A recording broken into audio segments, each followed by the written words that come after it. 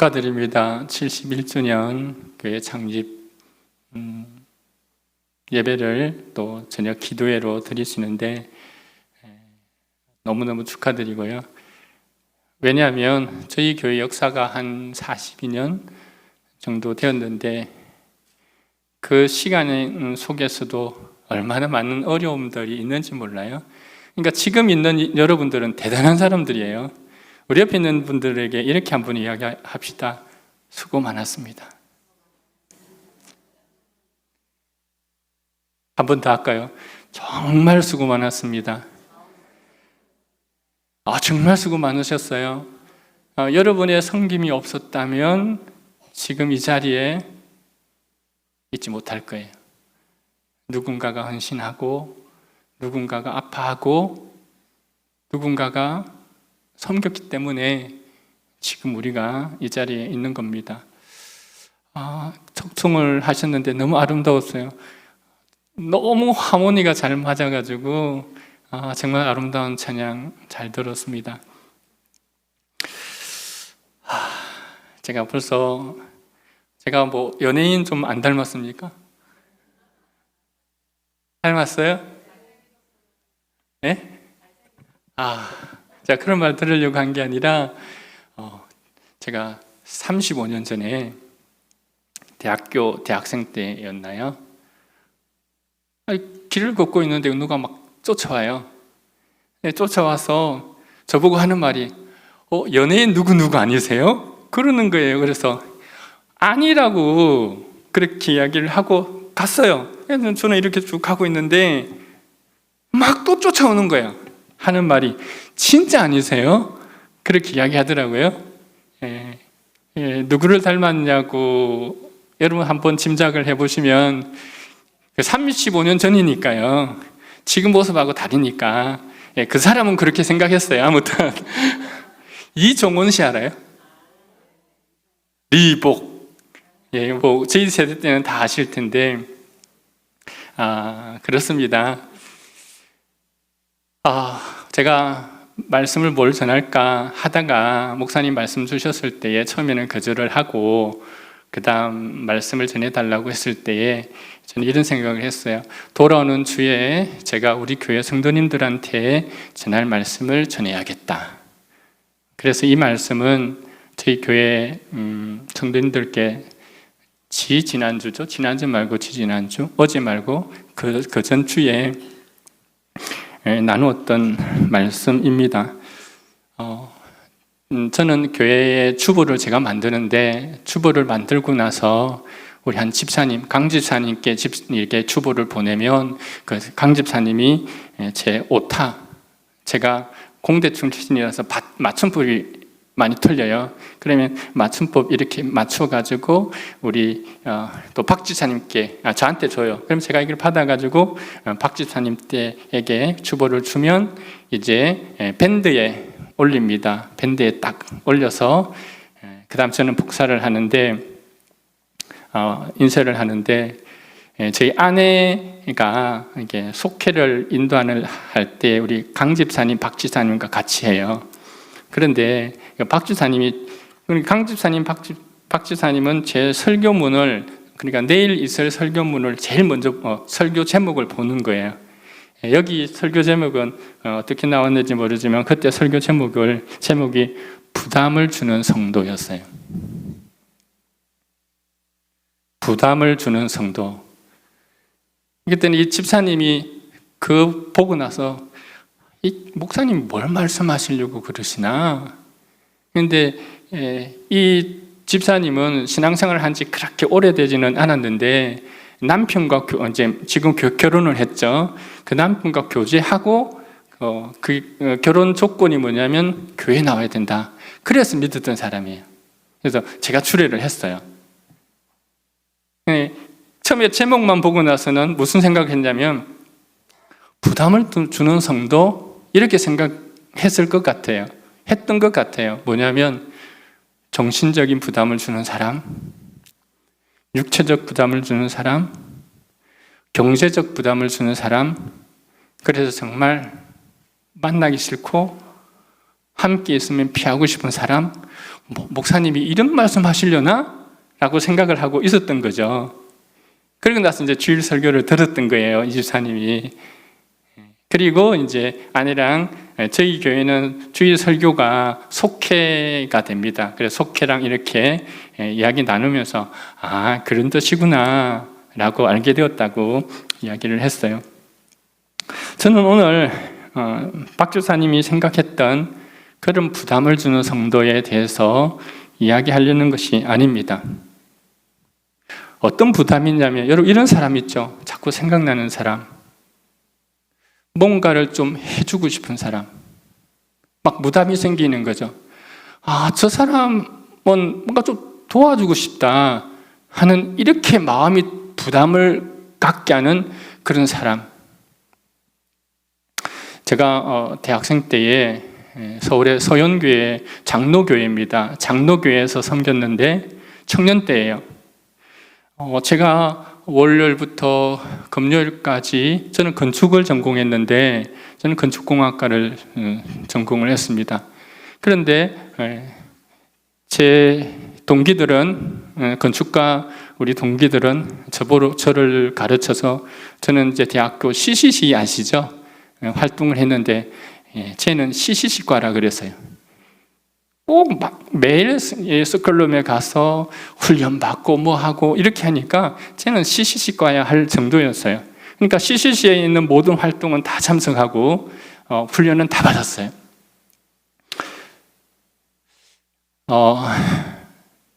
그런데 새벽 예배를 제가 청년 때 드렸는데, 이렇게 기도하고 끝나고 눈을 딱 뜨는데 이 봉투가 있는 거예요, 봉투가. 그래서 봉투를 보니까 저한테 주신 것 같아요. 그래서 보니까 이름이 적혀져 있어서 이제 그분을 새벽 예배 끝나고 주일에 만나서 이야기했어요. 아니, 이거 왜 주셨냐고, 그냥 제가 마음만 받겠다고 해서 이렇게 돌려드리는데 하신 말씀이 있어요. 아니, 내가 기도하는데 하나님께서 성철 형제 줘래, 이렇게 그냥 후원하래, 이런 말, 부담을 줬었대요. 그래서 주는 거니까 그냥 받으래요. 받고 나서 곰곰이 생각을 해보게 됩니다. 하나님께서 저에게 어떤 부담을 가지셨을까? 하나님께서 제가 얼마나 부담스러웠으면 그 부담을 그 성도에게 주게 해서 저를 돕게 했을까? 저는 가정 형편이 좋지 않아 가난한 청년이었죠. 그러니까 곰곰이 생각해 보니까 하나님이 저를 좀 부담스러워 하셨던 것 같아. 그 이유는 제가 월요일부터 금요일까지 그렇게 했죠. 토요일 되면 4시에 청년부 기도회 했죠. 주일 되면 6시 새벽 예배 끝나고 나면 7시 반, 교회가 제법 컸기 때문에 엘림 중창단 찬양, 헌금 찬양을 제가 했어요. 제가 아니고 중창단 우리 청년들이 했습니다. 그 끝나고 나면 8시 반에 교회학교 교사 기도회. 교회학교 교사 기도회 끝나면 9시부터 우리 교회학교를 합니다. 교사로서 섬깁니다. 끝나고 나면 10시 반에 이제 찬양대 하고 나서 11시 1부 예배, 2부 예배 드리고 나면 그 다음에 이제 점심 먹고 또 찬양대 연습을 해요. 찬양대 연습 끝나고 나면 오후 예배 2시 끝나고 나면 4시 청년부 모임. 이렇게 보낸 거예요. 그러니까 하나님이 저를 보고 부담스럽겠습니까? 안쓰럽겠습니까? 부담스러우실 것 같아요. 저희 아르바이트도 안 하고 막 저렇게 하니 부담스러우셨겠죠. 그러니까 누군가를 감동시켜 쟤는 이런 기도면 안 되겠다라는 생각에서 하나님께서 누군가로 통해서 후원하셨던 것 같아요. 지금 생각해 보면. 오늘 저는 여러분들에게 지금까지 참 수고하셨어요. 71년 역사 동안 여러분의 섬김 너무너무 고생 많으셨습니다.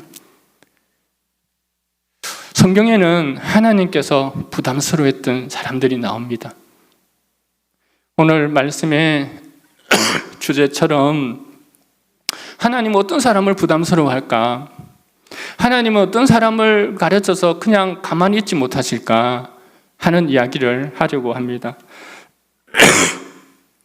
먼저 아브라함을 한번 생각해 보시죠.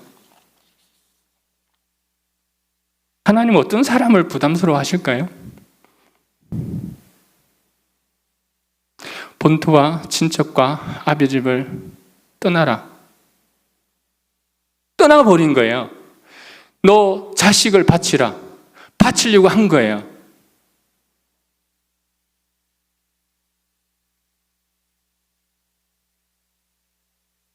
여러분 생각해 보세요. 떠나는 사람이 더 부담스럽겠습니까? 아니면 떠나라고 한 사람이 부담스럽겠습니까? 떠나라고 한 사람이 더 부담스러워요. 왜냐하면 약속에는 책임이 따르기 때문이죠. 하나님이 그렇게 하라고 하셨는데 얘가 앞뒤도 안 가리고 그냥 그렇게 순종해 버리는 거예요. 그때부터 누가 부담스러워냐면 하나님이 부담스러우신 거예요.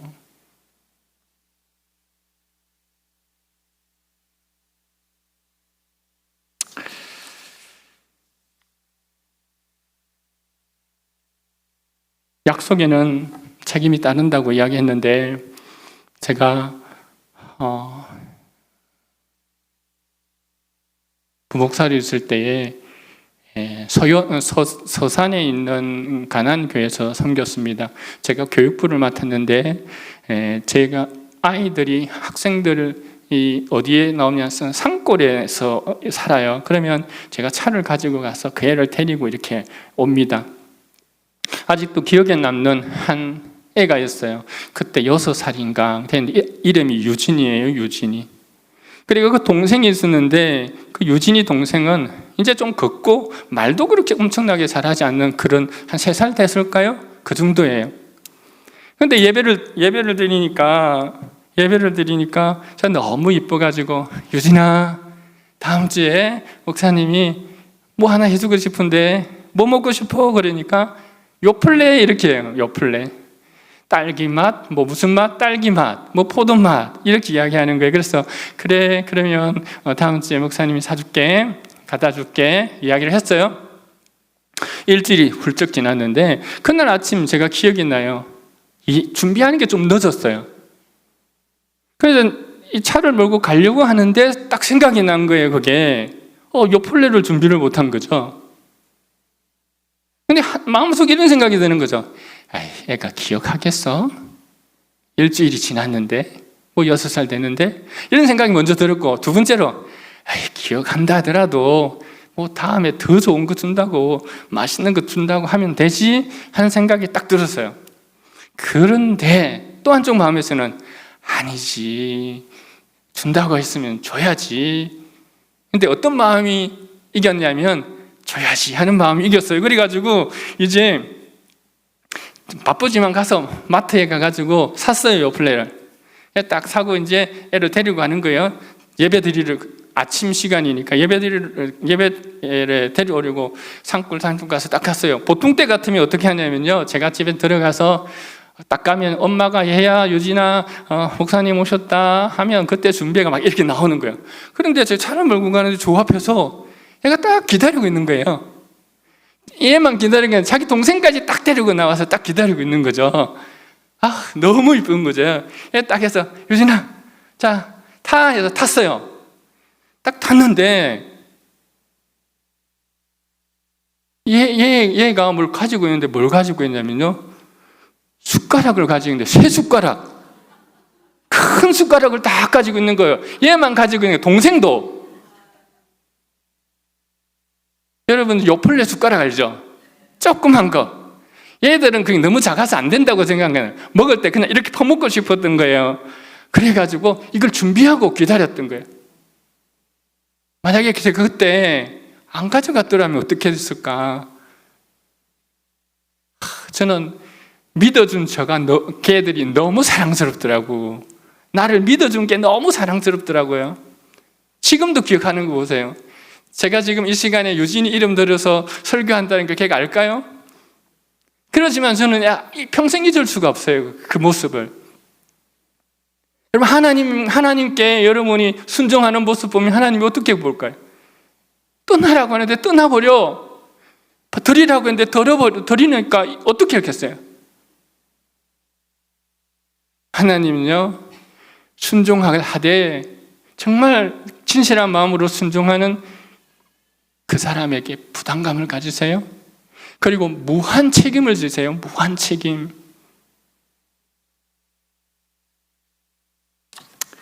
저는 하나님이 저를 보시면 그렇게 생각됩니다. 부담스러우시겠다 생각해요. 왜 그러냐면요, 저는 좀 단순해서 지난번 이 시간에 죄송합니다. 제가 우리 어린이 여러 성경학교 때 제가 설교를 했었거든요. 그때도 이야기했는데 제가 6학년 때 어른 새벽 예배 나갔어요. 4시 반. 그때 새벽 예배가 4시 반이잖아요. 어르신들 4시 반. 근데 4시 20분에 일어나가 막 달려서 새벽 예배 참여해요. 하나님이 이쁘실까요? 안 이쁘실까요? 저는 지금 목사가 됐는데 만약에 우리 교회에 그런 애가 있다면 이뻐 죽을 것 같아. 그냥 얘를 위해서 막 기도할 것 같아. 하나님, 쟤는 안 됩니다. 쟤는 잘 돼야 됩니다. 라고 기도할 것 같아요. 제가 금요일날 예배를 청년 때에 보니까 93년이에요. 93년 겨울인데 제가 말씀을 듣는데 알래스카 주지사 고문관이 되시는 그분이 오셔서 말씀을 전했어요. 이 메시지의 핵심이 그겁니다. 여러분이 가지고 있는 그 재능을 가지고 마음껏 다른 나라에 가서 그들을 섬기십시오. 그러니까 자비랑 선교에 대해서 이야기를 하셨어요. 그 말씀을 듣고 나서 저는 나 그렇다. 가치 있는 삶이겠다라고 생각해서 끝나자마자 우리 그때 대학생들이 금요일마다 한 500명 정도 모였어요. 그래서 말씀 듣고 나서 이렇게 쉐어링 나누는 시간 때 난 이런 감동을 주셨다고 나누었어요. 나누고 나서 그럼 기도를 할 때 이런 기도가 하나님, 그러면 나는 어디에 갈까요? 근데 마음속에 중국에 대한 마음을 주셨어요. 그래서 그럼 중국에 가야겠다.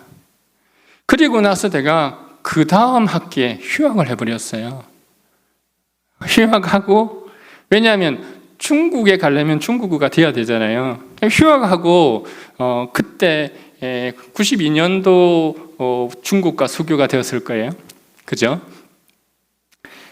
그래서 중국은 지금 안 되겠다 싶어서 대만으로 갔어요. 정말 거기서부터 대만에 포해서 중국어를 배우게 되었습니다. 하나님이 감동을 주셨고 다른 사람 다 말렸어요. 아니, 건축가가 무슨 중국이냐. 그런데 하나님께서 주신 마음을 가지고 휴학하고 그냥 떠나버렸죠. 하나님 부담스러워 하셨겠죠? 하셨을 것 같아요. 제가 대체 어떻게 되려나. 그런데 놀라운 건요, 갔는데 제가 CCC잖아요. 그해 여름에 CCC에서 대만에 단기 선교를 온 거예요. 근데 제가 중국어를 못하지만 생활 중국어는 할 수 있을 정도. 이거 이공도사오치엔 이거 얼마입니까? 뭐 이 정도는 되니까 통역으로 섬기게 되었던 거죠. 근데 통역으로 섬길 때 그때 누구를 만났느냐? 지금 아내를 만난 거예요. 우리 목사님 아시지만 열이면 열 하는 말이 있습니다. 아내 잘 만났네. 열이면 열. 저 아내 잘 만났어요. 제가 변변치 못하니까 하나님이 쟤 안 되겠다. 쟤 저렇게 놔두면 안 되겠다 싶으니까 좀 감당할 수 있는 사람을 붙여준 거예요. 그래서 저 아내가 저를 케어를 너무 잘합니다. 아내가 하는 말이 당신은 나 없으면 못 살 거야. 그렇게 이야기하더라고요. 그리고 1995년 지코이대 세계 선교대회인데 그때에 빌브라이트 목사님이 말씀을 전하셨어요. 말씀을 딱 듣고 나서 여러분 세계로 나아가십시오. 10만 선교사가 필요합니다. 누가 가시겠습니까? 가실 분 손 드십시오. 했는데요, 다 들었어요. 다. 저만 든 게 아니라 다 들었어요. 다. 그 청년들, 대학생들이. 근데 마음속에 그 마음이 있잖아요. 다 생략하고 제가 중국 선교사로 가게 되었습니다. 하나님 말씀에 순종하면 하나님께서는 부담스러워해요. 그리고 그 사람에 대한 무한 책임을 지세요. 이건 제 삶을 통해 증명되어진 겁니다. 그리고 하나님의 말씀 앞에 부담을 드리는 성도가 되시기를 바랍니다. 이것저것 다 재보세요. 감동이 있겠습니까? 그리고 지금은 저도 목회자가 되었고 이제 선교사로 떠나서 제가 중국 선교사로 한 9년 정도 섬기다가 돌아왔습니다. 저도 지금 믿음의 사람을 보면 막 마음이 뛰어요. 그리고 부담이 생겨요. 신학교에 많은 학생들을 양육했지만 제 마음속에 부담이 되는 사람은 누구일까요? 말씀에 순종하는 사람입니다. 왕펑레이나라는 우리 학생이 있는데 이 학생이 18살인가 됐는데 신학교에서 공부하고 제가 신학교를 담당을 했으니까요. 신학교 공부하고 실습하게 되는데 실습하면 우리나라보다 중국이 엄청 크잖아요. 실습하러 가는 그곳이 한 10시간 이렇게 기차를 타고 가야 되는 곳이에요. 내몽고입니다. 내몽고에서 사역자가 필요하다고 해서 실습생을 보내달라고 그러는데 제가 왕펑레이나한테 물어봐서 레이나 내몽고에서 사람이 필요하대. 너 갈래? 그랬더니 선생님 갈게요. 그러더라고요. 여자가. 그때 이제 신학 공부하고 이제 20살 정도가 되었을 때죠. 갈게요. 보냈어요. 보냈는데 웬걸요? 가가지고 그 내몽고는 또 언어도 달라요. 좀 보통어도 하지만 또 내몽고 언어가 있잖아요. 엄청나게 힘들었던 것 같아요. 전화 와요. 울면서 전화하는 거죠. 그러면 제가 이야기합니다. 와라. 잊지 말고 와라. 그러면 또 안 와요. 오라고 해도 안 와. 그래서 잘 끝났어요. 잘 마치고 실습 마치고 이제 고향으로 돌아가서 이제 그 지역에 사역을 하고 있었습니다. 그리고 제가 안식년을 끝나고 나서 제 두 번째 텀을 하게 되는데 이 지역에 있는 전국에 있는 지도자들 중에서 몇몇이 저보고 저는 이제 전 선생님이라고 부릅니다. 그 사람들은 전 선생님 교회 학교를 위한 교회 학교 교사를 좀 양성해 주십시오라고 이야기를 하더라고요. 그래서 제가 교회 학교 교사를 양성하는 학교를 만들어야겠다라고 생각했는데 생각나는 사람이 있었어요. 누굴까요? 순종 잘하는 왕펑한테 전화했어요. 왕펑, 뭐 하고 있었냐면 고향에서 사역하면서 유치원 선생님을 하고 있었습니다. 그래서 야 왕펑, 학교를 이제 하나 해야 하는데 아직 학생은 없어. 근데 학교를 만들어야 되는데 내가 들어와서 여기서 학교를 좀 만드는 일을 도와줄 수 있겠니? 그랬더니 네. 그리고 직장 그만두고 왔어요. 그리고 나서 이제 교회 학교를 세웠는데요. 정말 아름답게 교회 학교가 과정을 거쳐서 잘 세워졌습니다. 제가 왕펑에게 있어서는 제가 한국어 처음 선생님입니다. 그래서 지금은요, 왕펑이 잘 한국에서 성서대학교 졸업해서 한국 남자 만나서 결혼하고 애 하나 낳고 그래서 지금 사역 정말 잘합니다. 열심히 합니다. 저는 이런 생각이 들어요. 언제 불러도 예, 순종하고 말씀 앞에 서는 사람 부담이 안 될까요? 저 사람 잘 돼야 되지 않겠습니까? 마음속으로. 그래서 왕펑이 그런 이야기를 합니다. 정말 자기 인생이 바뀌었다고. 저 하남성 그런 집에 제가 다 가봤는데 그 꼴짜기에서 지금은 완전히 다른 삶을 살고 있잖아요. 왜? 제가 부담이 아니라 하나님이 부담스러워했기 때문에 그렇게 사용한 겁니다.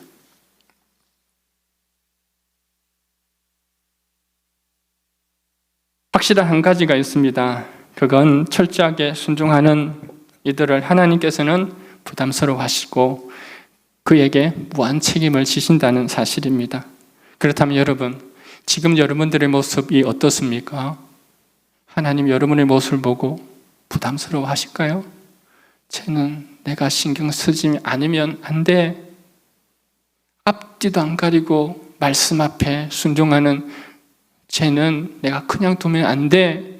라고 생각할 만큼의 성도들인지, 아니면 하나님이 1도 부담이 안 되는 그런 성도인지, 오늘 우리는 우리 삶을 이 말씀을 통해 한번 돌아볼 수 있기를 바랍니다.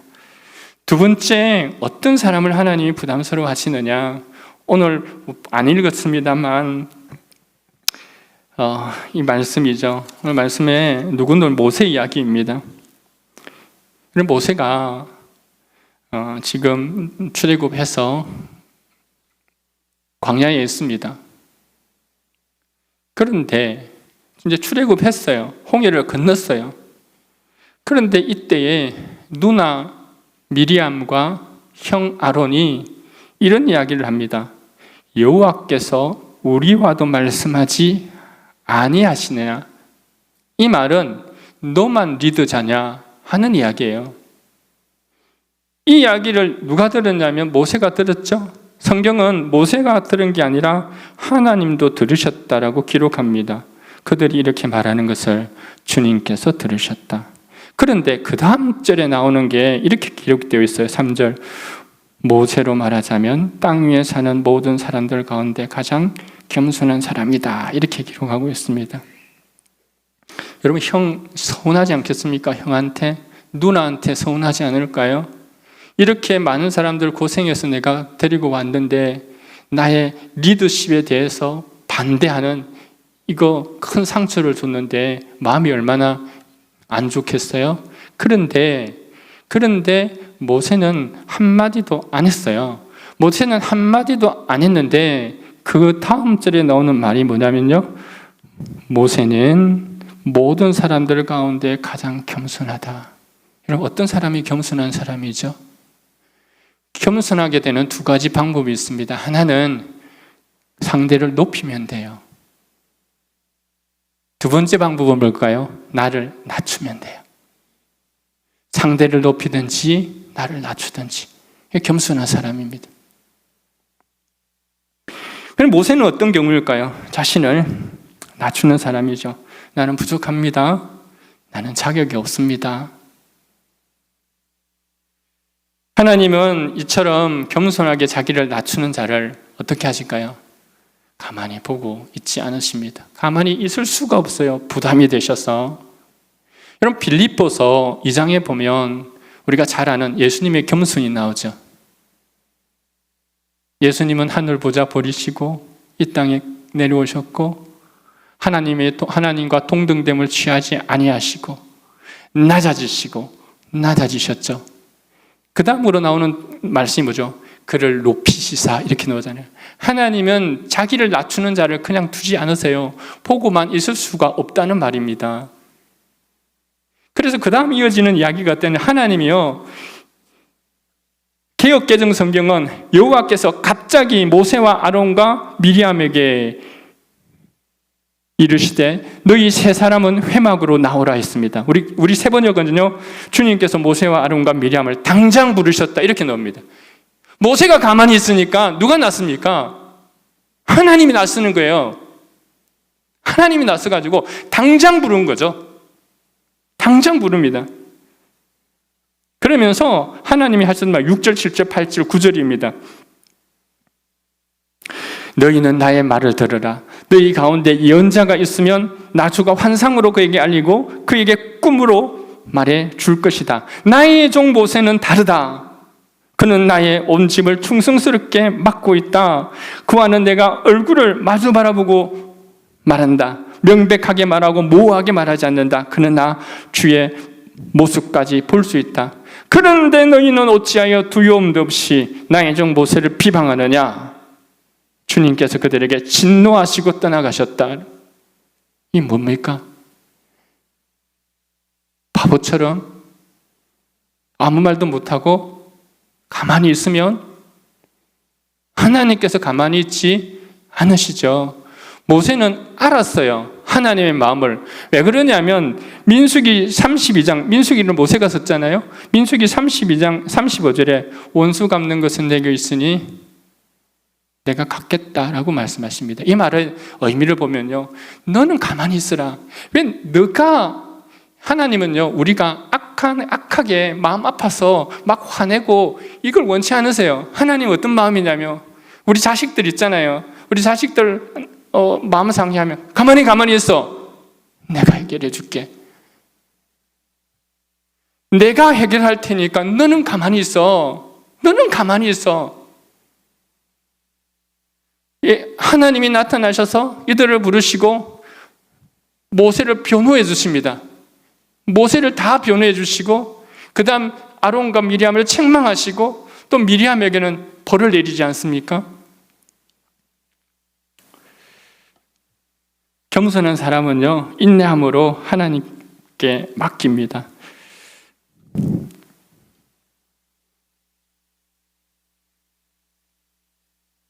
제가 신학교에서 이렇게 우리 학생들 양육할 때에 1년에 한국에서 온 목사님들이 한 36분 오셨어요. 대만에서 한 2분 정도 오십니다. 제가 아직도 기억에 남는 한 목사님이 있으세요. 이 목사님은요, 정말 열정이 많으시고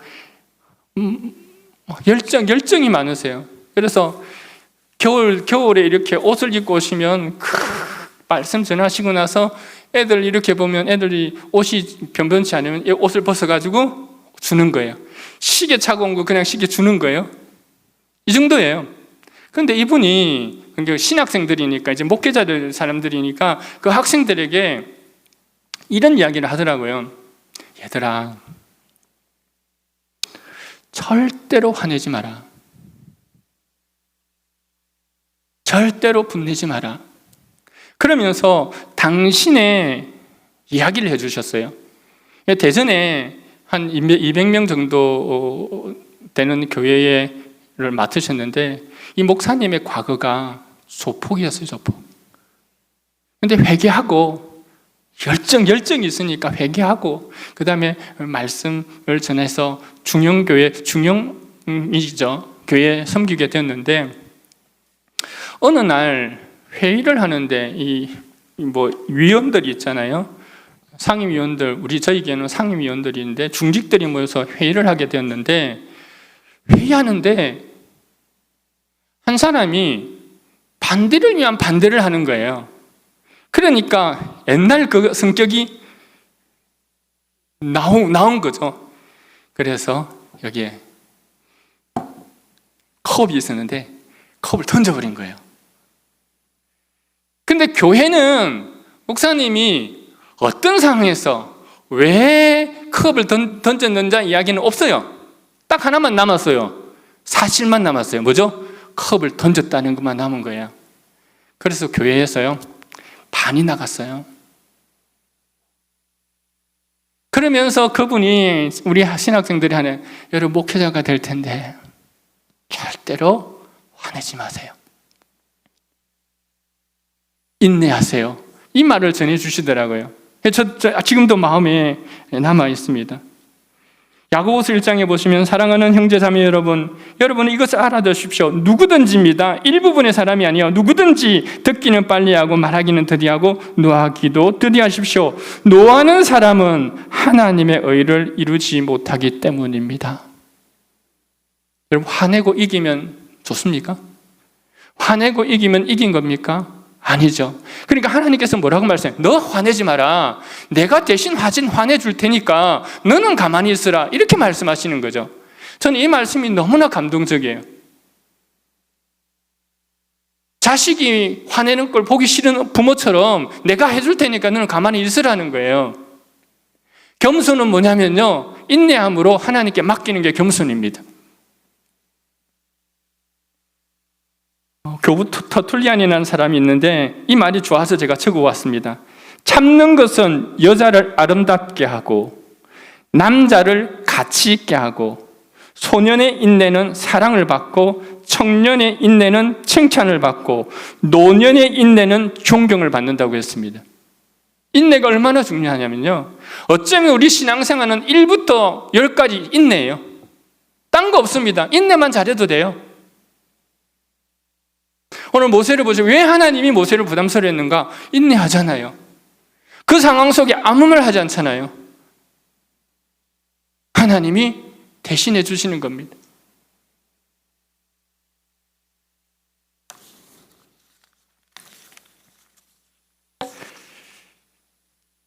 참고 인내하는 사람을 하나님이 반드시 높이십니다. 아멘이 있습니까? 반드시 높이십니다. 하나님께서 주님을 높이셨던 것처럼 하나님은 절대로 그냥 두지 않습니다. 다 알아요. 세상 사람은 몰라도 하나님은 아세요. 마지막 세 번째를 이야기해 드릴게요. 하나님 어떤 사람에게 부담을 가시느냐, 세 번째입니다. 성경에 보면 열왕기하 4장에 수넴 여인 이야기, 여러분 많이 들어보셨죠? 수넴 여인의 이야기를 한번 짧게 해드릴게요. 이 수넴 여인은요, 가정이 부유한 여인이다 이렇게 나옵니다. 근데 가정이 부유한데 집 앞으로 누가 지나가냐면 엘리사가 지나가는 거예요. 엘리사 선지자가 지나가는데 이 수넴 여인의 마음속에는 이런 마음이 들었어요. 엘리사가 지나갈 때 우리 집에서 식사를 대접해야겠다 이렇게 생각을 한 거예요. 그래서 올 때마다 청해가지고 집에서 식사를 하게 했어요. 이것도 잘한 거죠. 그런데 그의 섬김은 여기에서 끝나지 않았어요. 자, 그러면 이 수넴 여인의 이 섬김의 첫째는 뭐죠? 억지로가 아니고 자발적인 거죠. 마음속에 자발적으로 해서 모셔서 식사를 대접했네요. 그 다음으로 곰곰이 생각해 보니까 또 마음속에 뭐냐면, 그래서 자기 마음속에 있는 이야기를 남편한테 이야기해요. 여러분 상의를 해야 돼요. 남편과 아무리 좋은 일이라도 상의를 해야죠. 그러니까 자기에게 그런 마음이 들었어. 그러니까 상의를 한 거죠. 남편한테 뭐라고 이야기하는, 이렇게 이야기합니다. 남편한테 엘리사가 지금 오고 있는데 내 마음속에 우리 집 위에 우리 집 2층에 다락방을 좀 만들었으면 좋겠다. 그 다락방을 만들어서 거기에 엘리사가 왔을 때 여행으로 피곤하니까 식사하고 잠깐 쉬도록 해서 좀 좋겠다. 책상, 그래서 남편한테 허락받아가지고 다락방 만들고 책상 놓고 뭐죠? 이렇게 다 등잔대도 놓고 다 했어요. 그런데 엘리사가 거기 딱 들어와가지고 누웠는데 어떤 마음이 들까요? 마음에 막 부담이 되는 거예요. 그런데 이 부담은 저는 엘리사만의 부담이라고 생각하잖아요. 엘리사가 이렇게 부담이 돼가지고 안 되는, 부담스러워서 어쩔 수 없어. 그래가지고 게하시로 통해서 그 여인 데리고 오라고 이야기한 거야. 데리고 왔어요. 여인이 왔습니다. 그래서 여인에게 이야기해요. 내가 당신에게 뭘 해드릴까요? 뭔가 해주고 싶어요. 왕이나 군대 장관에게 뭐 요구할 게 있으면 다 하세요. 벼슬 한 자리 줄 수 있어요. 뭐 이런 이야기예요.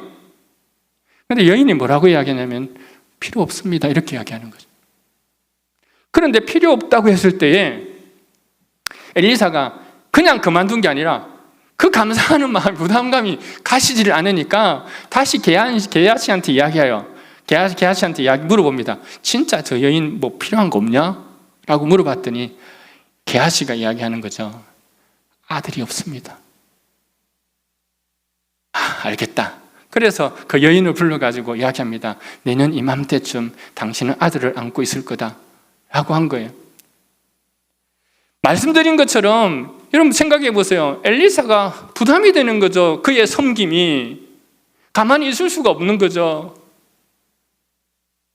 근데 말씀드린 것처럼 이게 엘리사만 감동을 했느냐? 그게 아닙니다. 하나님이 감동하신 거죠.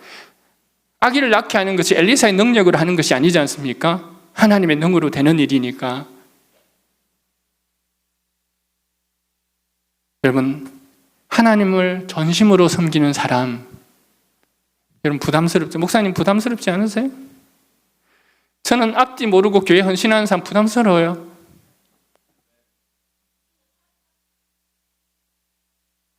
왜 그러냐면요, 저 사람 잘 돼야 돼요.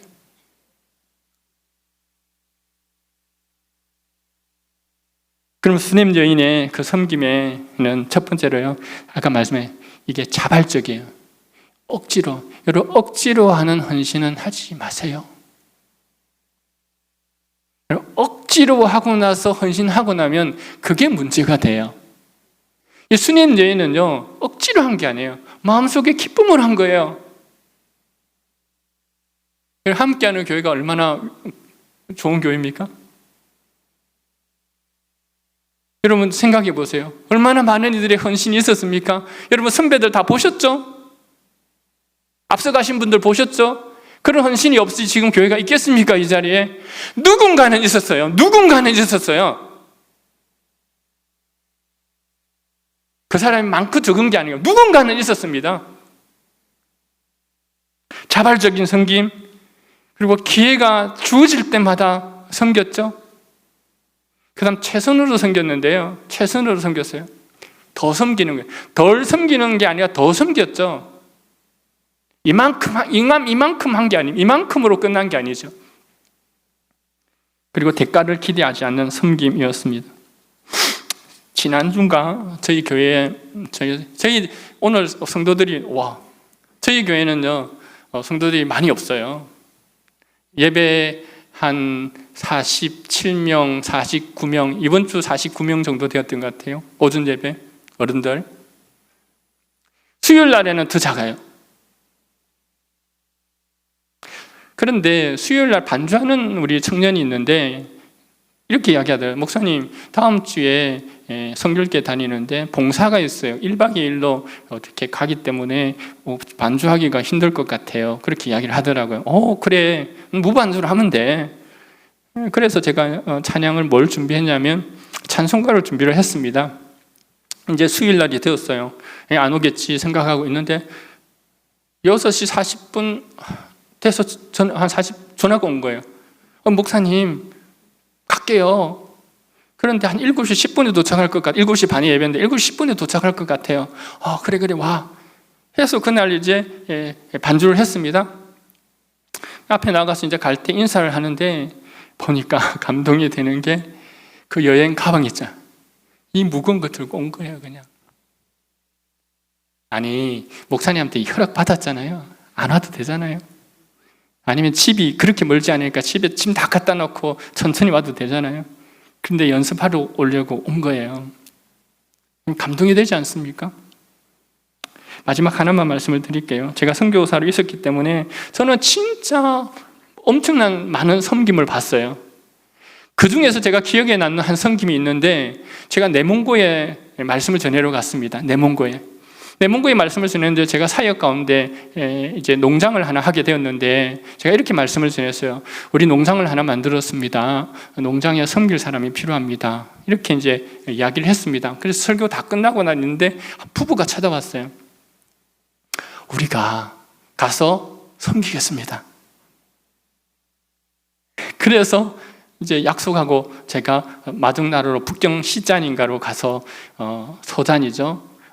가서 데리러 이게 마중하러 가는데요. 남편, 아내, 6학년짜리 아들, 집 몇 개, 이게 다예요. 집 다 정리하고 온 거예요. 거기에다가 이제 농장에서 일을 하다가 제가 이제 아카데미라고 우리 교회학교 교사 양성하는 학교를 만들게 되었는데 그때 또 이 부부가 이야기하는 선생님, 저희 스님 학교 만드셨는데 거기에 우리 부부가 가서 애들 밥 해줄게요. 그래서 그날도 제가 차로 그 짐을 옮겼는데 몇 년 전에 왔던 짐 똑같아요. 아들이 이제 성장했죠. 아들, 부부 집 몇 개. 마음이 부담이 되죠? 제가 부담이 됐겠으면 하나님 부담되시겠죠? 지금은 사역자가 되었습니다. 잘 숨기고 있어요, 하나님.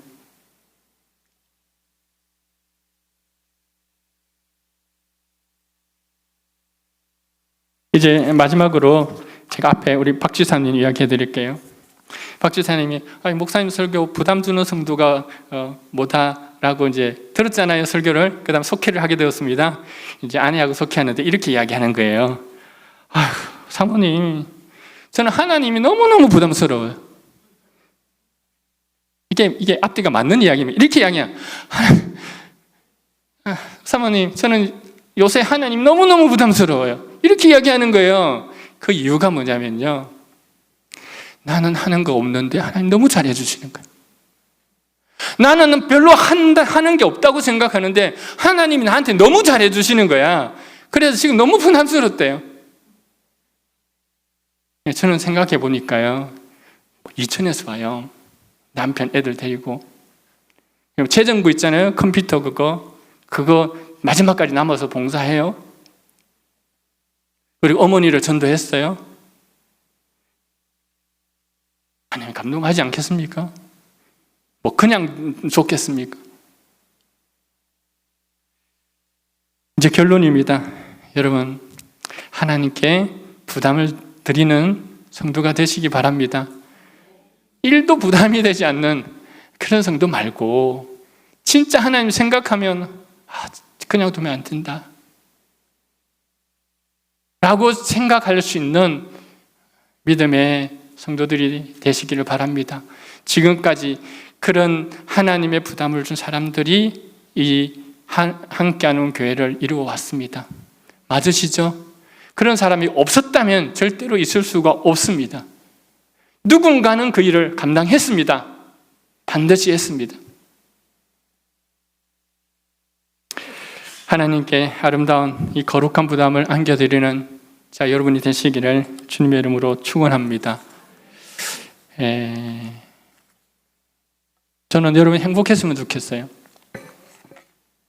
정말 행복했으면 좋겠습니다.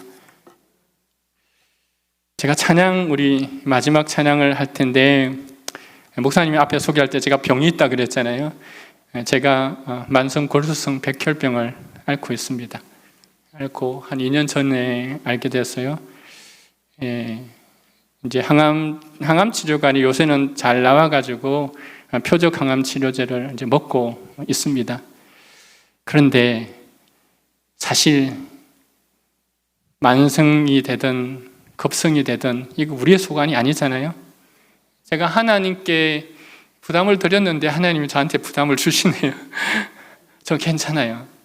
제가 뭘 말씀드리려고 하냐면, 이 병명이 나오기 전에 백혈병이라는 건 알았어요.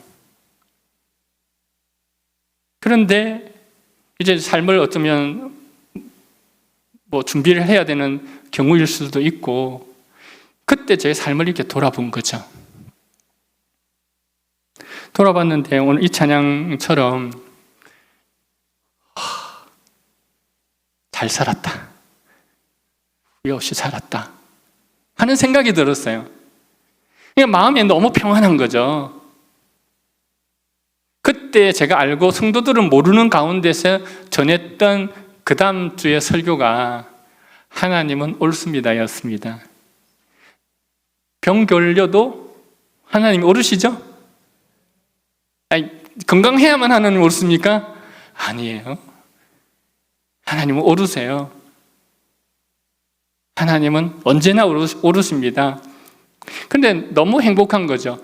생각해 보니까 내가 만약에 죽는다 하더라도 내게 이거 같은 평안과 기쁨을 준 게 얼마나 큰 행복인지 모르겠어요. 그래서 제가 이 찬양을 보고 너무너무 감사해서 이 찬양을 드렸고, 한 2년 전에 저희 안양지방 찬양제 때에 우리 교회가 이 찬양 드립시다 해가지고 우리 찬양을 드렸습니다. 여러분, 인생은 한번 생각해 보세요. 뭐가 중요한지 한번 생각해 보세요. 별로 중요하지 않는 문제로 가지고 우리가 시간을 낭비하고 우리가 삶을 낭비할 이게 너무 아까운 세월들입니다. 그런데 하나님께 부담을 저드리고 그렇게 산 인생은요, 후회가 없어요. 저는 여러분 행복했으면 좋겠는데 잘 생각해 보세요. 저는 이런 거 정말 싫어요. 이 땅에서 고생만 하다가 죽어서 하늘나라에 가는 것. 저는 하나님 이거 원치 않으셨어요, 우리에게. 저는 그렇다면 저는 하나님 안 믿을 거예요. 고생만 하다가 죽어서 천국 간다면 그것도 무의미한 건 아니지만 예수님께서 이 땅에 오셔서 우리에게 죽어서 하신 것이 뭐냐면 이 땅에서의 행복이에요. 뜻이 하늘에서 이룬 것 같이 땅에서도 이루어지이다. 하나님의 뜻이 이루어지는 그곳이 천국입니다. 하나님의 뜻이 이루어지는 그 가정이 천국인 거죠. 그렇다면 우리는 행복할 수 있잖아요. 가진 거 없어도 행복할 수 있지 않습니까? 그래서 저는 바라기는 여러분 행복하셔요. 우리에게 여러분 한번 되도록요 생각해 보세요. 71년 동안 여러분 교회를 여기 연세 있으신 분들은 오랜 시간 동안 섬겨왔을 때 언제 가장 행복하셨습니까? 일 아무것도 안 할 때였어요? 아니죠. 하나님께 부담을 드리고 정말 열심히 말씀에 그냥 순종했던 그 삶, 그리고 꿋꿋이 헌신하고 섬겼던 그 삶, 그때 행복하지 않으셨어요? 저 돌아보면 그때가 가장 행복해서 하셨을 거예요. 어르신들 그러지 않았습니까? 행복하셨죠? 얼마나 열심히 헌신하시면 그때가 가장 행복한 거예요. 하나님께서 우리에게 헌신을 요구하시는 것은 뭔가가 필요해서가 아닙니다. 우리를 행복하게 하기 위해서죠. 그렇다면 남아있는 삶 후회 없이 말씀에 순종하고 인내하고 섬김으로 주시는 이 평안함을 누리며 살아가다가 마침내 주님 부르실 그때에 아멘으로 주님의 곁에 갈 수 있기를 간절히 바랍니다.